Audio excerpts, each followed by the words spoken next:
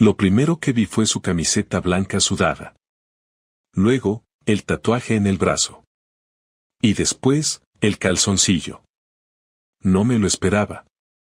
Eran las 7:15 de la mañana, un lunes cualquiera.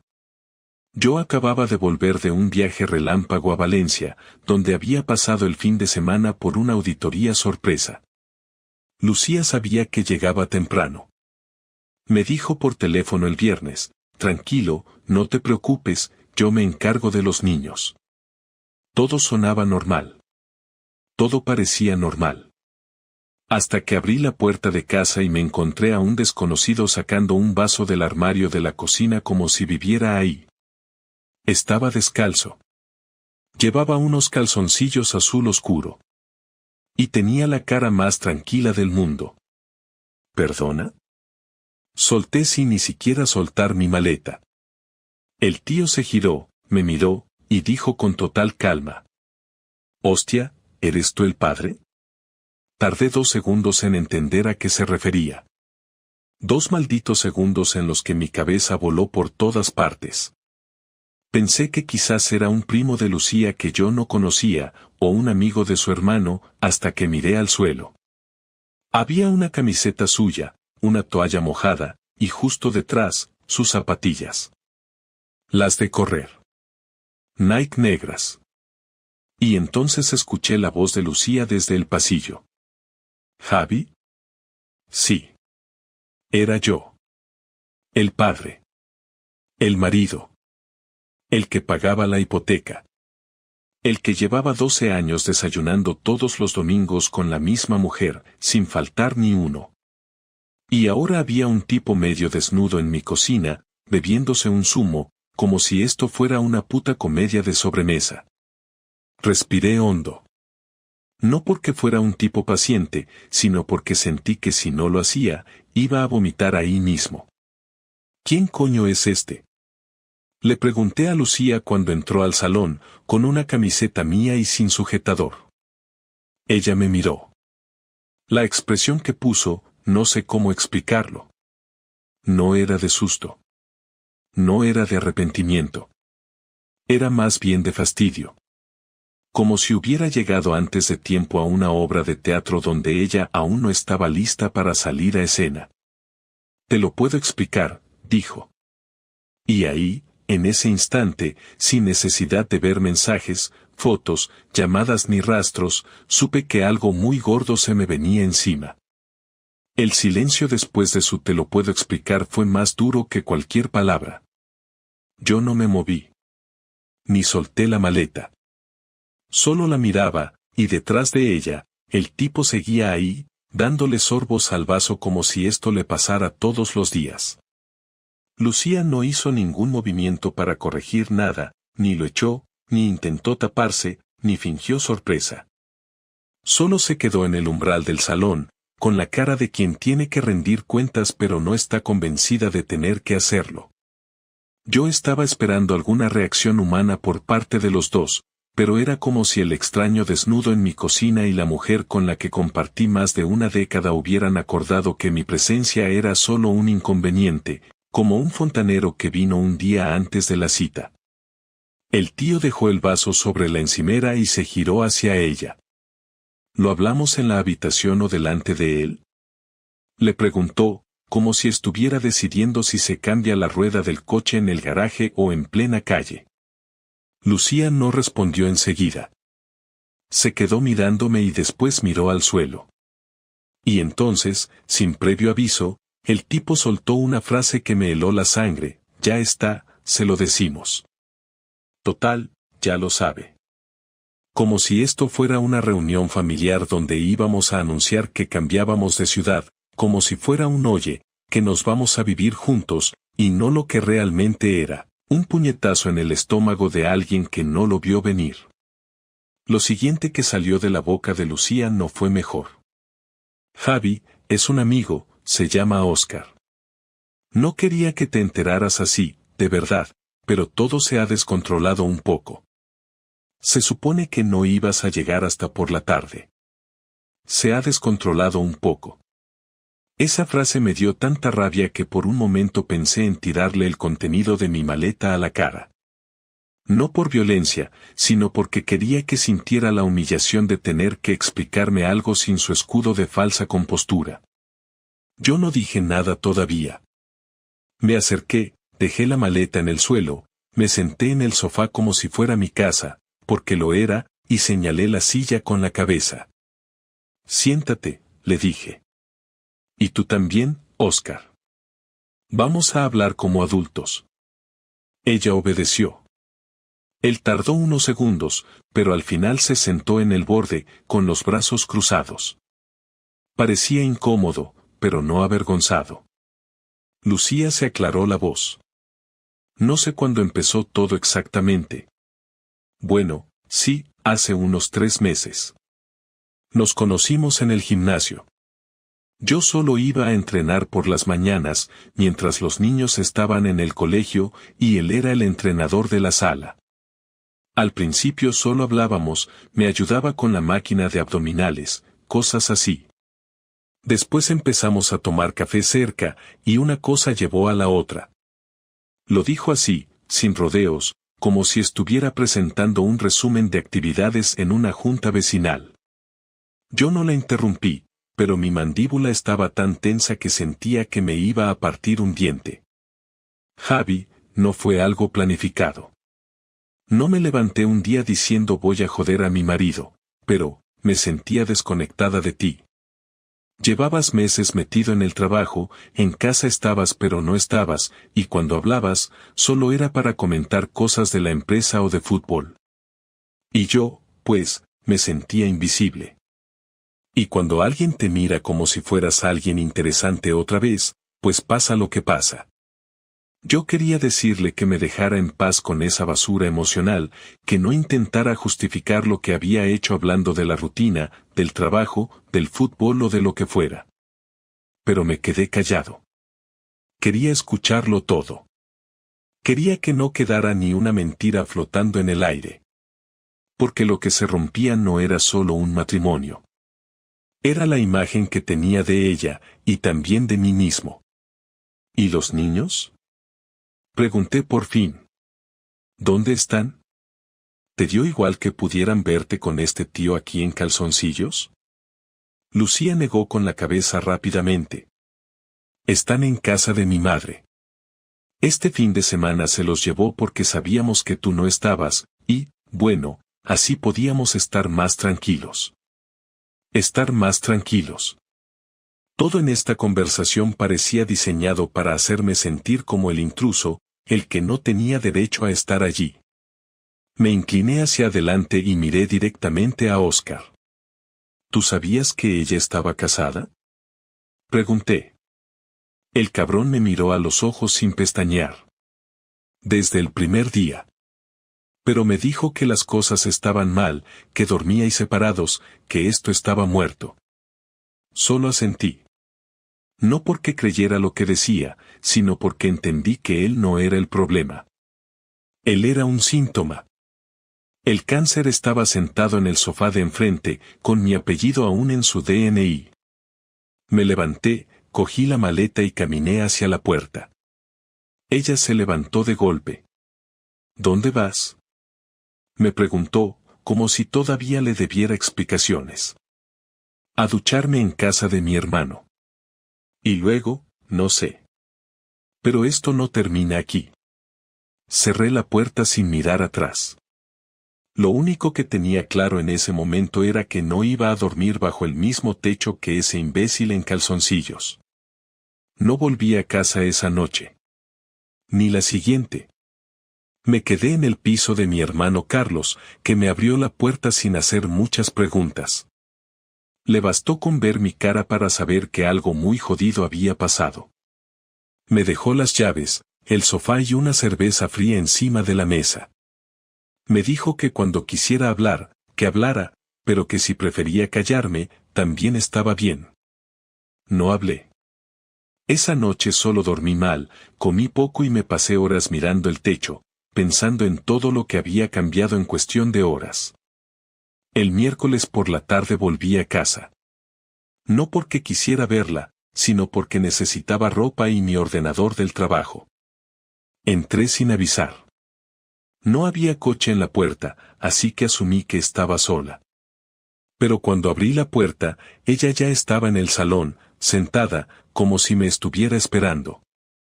Lucía se levantó en cuanto me vio. No intentó abrazarme ni llorar ni pedirme perdón. Solo se quedó ahí, mirándome, como si le costara arrancar. He echado a Oscar, me dijo de golpe. No va a volver por aquí. Se acabó. Yo cogí la mochila que tenía preparada, fui directamente al dormitorio y empecé a meter ropa. Ella me siguió. ¿Puedes parar un segundo? Solo quiero hablar. Lo miré por encima del hombro. ¿Hablar de qué? ¿De cómo lo planeaste todo para que yo no me enterara? ¿De cómo traías a tu amante a casa mientras nuestros hijos estaban en casa de tu madre? No era así, intentó decirme, pero la interrumpí.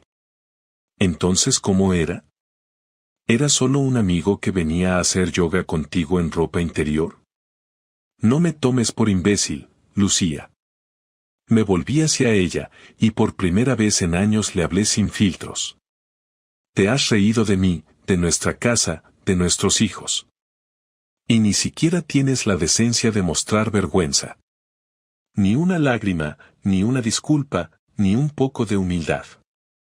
Solo estás intentando salvar lo que puedas del desastre que tú misma provocaste. Ella bajó la mirada, pero solo un segundo. Después volvió a mirarme con firmeza. No estoy justificando nada. Sé que la he cagado.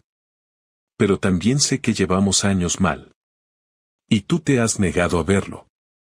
Todo es rutina, silencio, cada uno a lo suyo.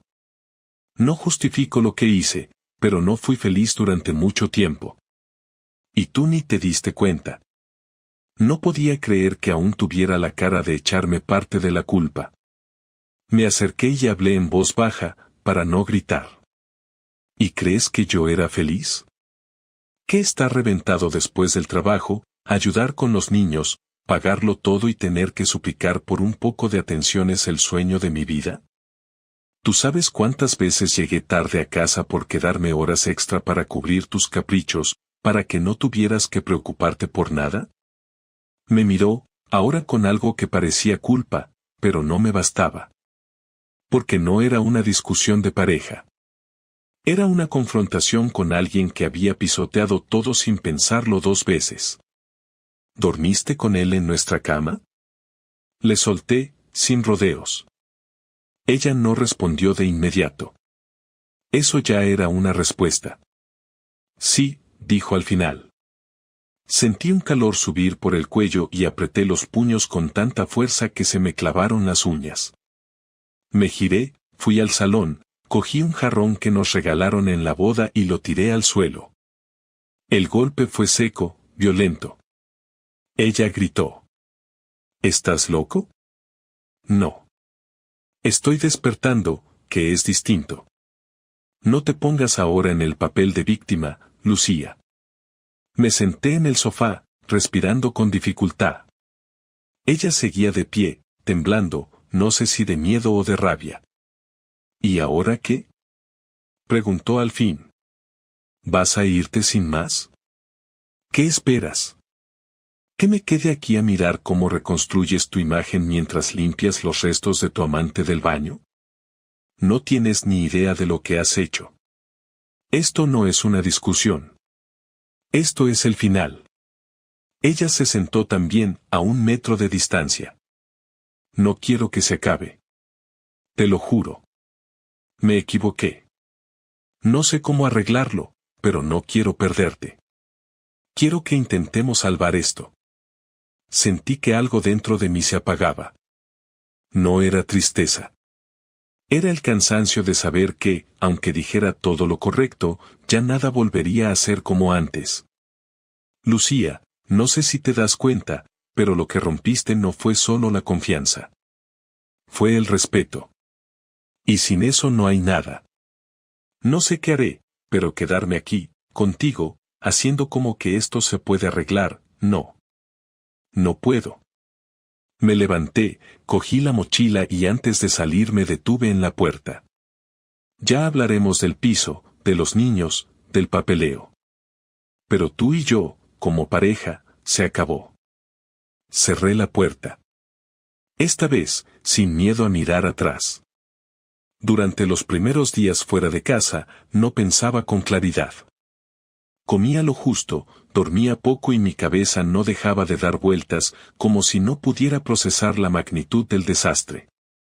Mi hermano me aconsejaba que esperara, que no tomara decisiones en caliente, que pensara en los niños antes de hacer cualquier tontería. Pero yo no quería venganza por impulso. Quería algo que la obligara a sentir, por lo menos una parte, de lo que yo estaba sintiendo. No por odio, sino por necesidad. Porque dejarlo todo en silencio, hacer como que no había pasado nada, era permitirle marcharse sin consecuencias, y eso me parecía una burla. Lo primero que hice fue buscar a Oscar. No para pegarle ni enfrentarme físicamente, sino para ver con mis propios ojos a quien había elegido Lucía por encima de nuestra familia. Un tipo que se ganaba la vida contando repeticiones en un gimnasio, que vivía en un estudio de 30 metros con una moto que no era suya y que, según su Instagram, pensaba que posar sin camiseta frente al espejo era el resumen de una personalidad. No me sorprendió. Me molestó, pero no me sorprendió. Una noche, después de revisar por 10ª vez las fotos que tenía en el móvil con Lucía y los niños, decidí borrar todo. No como símbolo de que cerraba una etapa, sino porque me estaba volviendo adicto a ese masoquismo de mirar lo que había perdido una y otra vez. Al día siguiente me senté frente al portátil y empecé a organizar mi venganza. No tenía intención de arruinarle la vida, pero sí de obligarla a enfrentar las consecuencias. Llevábamos años haciendo la declaración de la renta juntos. Conocía todos sus ingresos, sabía de sus pequeños movimientos con dinero en efectivo, incluso los encargos de ropa que hacía por Amazon a escondidas. Abrí una hoja de cálculo y empecé a documentar. Gastos duplicados, días donde se ausentó del trabajo pero me dijo que estaba ocupada, facturas de restaurantes a los que nunca fuimos juntos, pagos en efectivo a nombre de su tarjeta en hoteles pequeños fuera de Sevilla. Había más de lo que esperaba.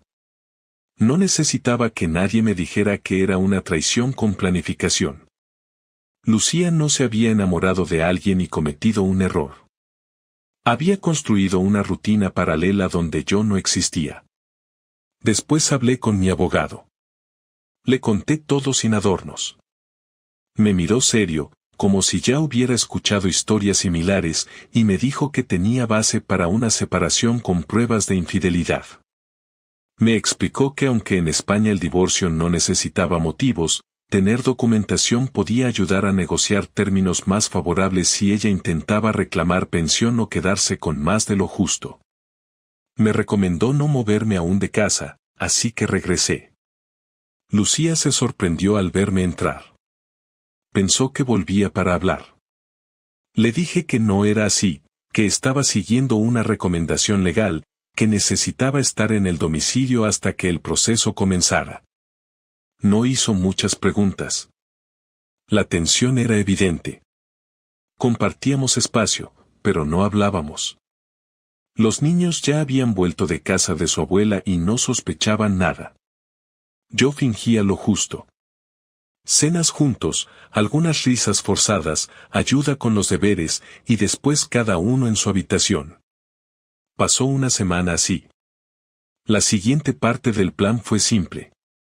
Hablé con una amiga suya, Clara, que sabía que algo había pasado, aunque Lucía no le había contado todo.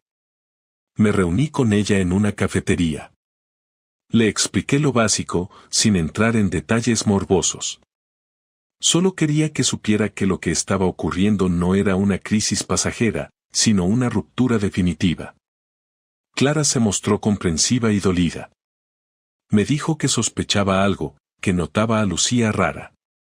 Le pedí un favor, que la convenciera de asistir a una cena con sus amigas más cercanas, un viernes por la noche. Nada raro, solo una noche de distracción, como excusa. Ella accedió. Cuando Lucía salió esa noche, yo me quedé en casa con los niños. Pero mientras tanto, programé algo en su portátil. Copié toda la información que había recopilado y la dejé en una carpeta con acceso directo en el escritorio. Documentos con fechas, extractos bancarios, capturas de pantalla, correos reenviados a mí mismo. Todo organizado por meses, sin comentarios, sin insultos, solo hechos. Cuando volvió esa noche, no dije nada. Al día siguiente, me fui temprano a trabajar. Recibí un mensaje suyo a las 11:04. ¿Qué coño es esto? No le contesté. A la hora del almuerzo me llamó. No contesté tampoco. A las 19:17, cuando llegué a casa, me estaba esperando en la puerta del dormitorio. No tenía cara de enfadada. Tenía cara de asustada. ¿De verdad vas a enseñarle eso a los niños? Me preguntó. No. Pero a tu madre sí. Y a tus hermanas. Y si hace falta, a tu jefe. No para vengarme. Solo para que sepan qué tipo de persona tienen al lado. No dijo nada. Se apoyó en la pared y suspiró. ¿Y qué quieres que haga? ¿Qué puedo hacer ahora? La miré sin piedad. Nada. Solo quería que lo sintieras. Que supieras que no todo se borra con lágrimas ni con cenas. Que tus decisiones tienen precio. Y no voy a pagarlo yo solo. El domingo por la noche, después de que los niños se durmieran, le pedí que se sentara conmigo en el comedor. No había televisión encendida, ni música, ni ningún ruido de fondo. Solo 2 sillas frente a frente y una mesa que llevaba años sosteniendo comidas familiares, tareas escolares, discusiones suaves y ahora una conversación final. Ella bajó las escaleras sin decir palabra y se sentó sin que yo repitiera la invitación. Parecía saber que esa noche era distinta. Su cara estaba apagada. Sin maquillaje, sin intención de aparentar control. No llevaba su actitud habitual de superioridad ni el tono suave que usaba cuando quería manipularme. Era ella, sin escudos, y yo también estaba igual. Ni rabia, ni gritos, ni amenazas. Solo cansancio, lucidez y un poco de tristeza en los bordes de la voz. Le dije que ya lo había decidido todo. Que el lunes por la mañana iría a presentar la solicitud de divorcio y que mi abogado ya tenía preparados los documentos. Que no necesitaba su firma para empezar. Que había hablado con los niños durante el fin de semana, sin darles detalles, pero explicándoles que íbamos a separarnos y que eso no significaba que les íbamos a dejar de querer. Les dije que mamá y papá ya no eran pareja, pero que seguiríamos siendo sus padres siempre, y que eso no iba a cambiar. Ella no me interrumpió. Solo asintió con la cabeza, con movimientos lentos, como si cada palabra fuera un peso que iba cayendo sobre la mesa. Después me preguntó si pensaba que no tenía arreglo. Que si creía que era imposible volver atrás. Le respondí que no se trataba de eso, que lo que me dolía no era solo la infidelidad, sino la forma en que se había sostenido durante tanto tiempo mientras yo me esforzaba por mantener todo funcionando. Que no podía sentarme cada noche a cenar con alguien que me había mentido a la cara durante meses. Que no me veía en 10 años recordando esta etapa con otra cosa que no fuera rencor. Ella trató de justificar algo, no la traición, sino el contexto. Me dijo que se sentía sola, que llevaba años sin sentirse parte de una pareja, que a veces se levantaba por la mañana sin ganas de hablarme, que el deseo se había ido. Que me veía más como un compañero de piso que como un marido. Le respondí que si eso era cierto, entonces el error fue seguir fingiendo. Que lo justo habría sido decirlo, separarnos con dignidad, no inventarse un gimnasio para tener donde esconder a un amante. Le pregunté si aún no veía. Me dijo que no. Que desde aquella conversación en que le dije que tenía pruebas, no volvió a buscarlo. Que le había bloqueado el número. No le creí del todo, pero no me importaba. Ya no estaba tratando de descubrir más verdades. Solo estaba terminando un proceso. Luego le pregunté si quería quedarse con la casa. Me miró como si no esperara que le diera esa opción. Dijo que no sabía, que quizá era lo mejor para los niños, que cambiar de entorno ahora les haría daño. Le dije que no me importaba buscar un piso cerca, que podíamos organizarnos para turnarnos con ellos, pero que no pensaba seguir compartiendo techo con ella. No por odio, sino porque necesitaba empezar de cero. Ella intentó una última pregunta. Me dijo si podía, al menos, tener la oportunidad de arreglar las cosas como madre. Le dije que eso nunca estuvo en duda. Que no pensaba poner a los niños en medio ni hablar mal de ella delante de ellos. Que si mantenía su papel de madre responsable, siempre tendría mi respeto en ese ámbito. Pero que como mujer, como pareja, ya no existía para mí. Entonces se quedó callada durante un rato largo. Miró la mesa, se frotó las manos, respiró hondo y soltó una frase que me pilló desprevenido. Dijo que pensaba que me odiaría si yo hubiera hecho lo mismo. Que si un día se enterara de que yo había tenido una amante, no sé si me habría perdonado. Le respondí que por eso no lo hice.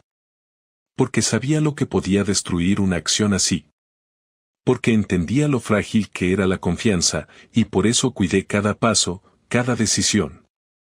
Que me equivoqué muchas veces, claro que sí, que no fui un marido perfecto, pero que jamás la humillé como ella me había humillado a mí. Que nunca puse a otra persona entre nosotros. Y que eso hacía toda la diferencia. Terminamos la conversación sin abrazos, sin promesas de amistad futura ni lágrimas compartidas. Solo nos quedamos sentados un rato, cada uno en su lado de la mesa, respirando una especie de derrota tranquila.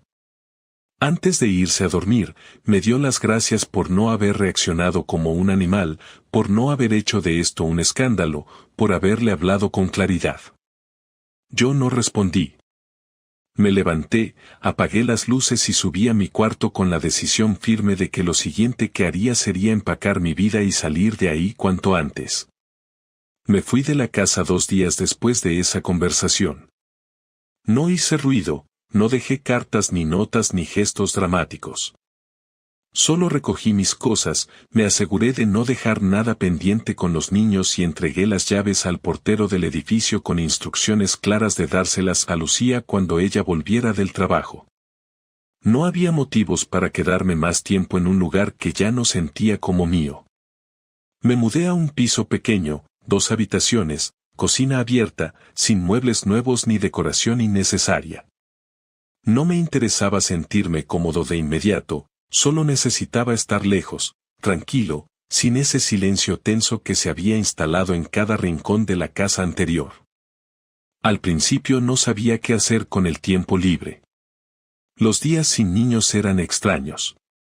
Me levantaba temprano igual, desayunaba casi por costumbre y revisaba mi correo del trabajo como si eso fuera a ordenarme la vida. Por las noches me costaba dormir, y no porque extrañara a Lucía, sino porque todavía estaba procesando cómo había terminado todo tan rápido. Durante las primeras semanas, la gente empezó a enterarse. Mi madre fue la primera en preguntarme si había pasado algo. Le dije que sí, que me había separado, que no iba a entrar en detalles, pero que no estaba enfermo ni deprimido ni arrastrándome por las esquinas. Solo estaba empezando de nuevo. Me sorprendió su reacción. No me juzgó ni me llenó de preguntas. Me ofreció comida, ayuda con los niños, lo que hiciera falta. Mis amigos también empezaron a escribir. Algunos lo sabían por Lucía, otros se lo imaginaron. Un par me invitaron a salir, a despejarme, como si una cerveza o una noche hablando de fútbol pudiera limpiar todo el desorden. Agradecí los gestos, pero rechacé casi todos. No me interesaba desconectar, quería entender. Con el paso de los días, algo empezó a cambiar. Ya no sentía ese nudo en el estómago cada vez que veía una pareja caminando por la calle o cuando oía el tono de mensaje que Lucía usaba en su móvil. Me fui acostumbrando a la idea de que ya no era mi esposa. No me dolía menos, pero al menos ya no me sorprendía. Empecé a reconstruirme sin buscarlo, sin planes grandes ni frases motivacionales. Simplemente volví a hacer cosas que había dejado de lado. Volví al gimnasio, no para parecerme al idiota que había destrozado mi matrimonio, sino porque necesitaba mover el cuerpo y vaciar la cabeza. Empecé a cocinar de nuevo, no recetas nuevas ni platos gourmet, solo comida hecha por mí, a mi manera. Leí más, no novelas, sino artículos, reportajes, cosas que antes me gustaban y que había dejado de leer porque nunca había tiempo o ganas. Los niños se adaptaron mejor de lo que esperaba. Al principio estaban confundidos, hacían preguntas difíciles y no siempre tenía una buena respuesta, pero con el tiempo entendieron que no era su culpa ni tenían que elegir entre mamá y papá. Se reían igual conmigo, me pedían ayuda con los deberes y me abrazaban sin que yo tuviera que pedirlo. Eso fue lo único que me mantuvo firme. Saber que, aunque todo se hubiera ido al carajo en lo sentimental, al menos como padre estaba cumpliendo. Nunca hablé mal de Lucía frente a ellos. Jamás. No porque la respetara, sino porque ellos no tenían que cargar con nuestras decisiones. Lucía me lo agradeció una vez por mensaje. Le respondí que no lo hacía por ella. La última vez que la vi fue en una reunión en el colegio. Nos sentamos separados, hablamos lo mínimo. Fue cordial, sin emociones. Me di cuenta de que ya no me importaba si estaba triste, enojada o arrepentida. Había dejado de ocupar ese lugar en mi vida. Me preguntó al salir si todo estaba bien con el piso, si necesitaba algo. Le dije que no, que estaba bien, que no hacía falta mantener el contacto salvo por cosas de los niños. Asintió y se fue. No hubo mirada larga ni tensión en el aire. Era simplemente una mujer que alguna vez fue todo y ahora era solo la madre de mis hijos. Con el tiempo entendí que no había ninguna enseñanza mágica en lo que me pasó. Nadie sale de algo así siendo más sabio o más fuerte de la noche a la mañana. Solo se aprende que uno no puede controlar lo que los demás hacen, pero sí puede decidir cómo reaccionar. Yo elegí no destruirme, no arrastrarme ni vivir con odio. Lo que venga después, ya sea otra relación o una vida en solitario, no me preocupa. Lo único que quiero es vivir con calma, sin mentiras, sin tener que vigilar a quien duerme a mi lado. Si algo me quedó claro, es que prefiero la soledad honesta a la compañía falsa. Y que no importa cuánto tiempo hayas compartido con alguien, nunca conoces del todo a quien decide mentirte con la misma boca con la que te decía que te amaba. Ahora duermo bien, como mejor que antes y río más con mis hijos. Eso es suficiente por ahora. Lo demás, ya vendrá o no y si no viene, tampoco pasa nada. Ya sobreviví a lo peor. Lo demás es solo vida.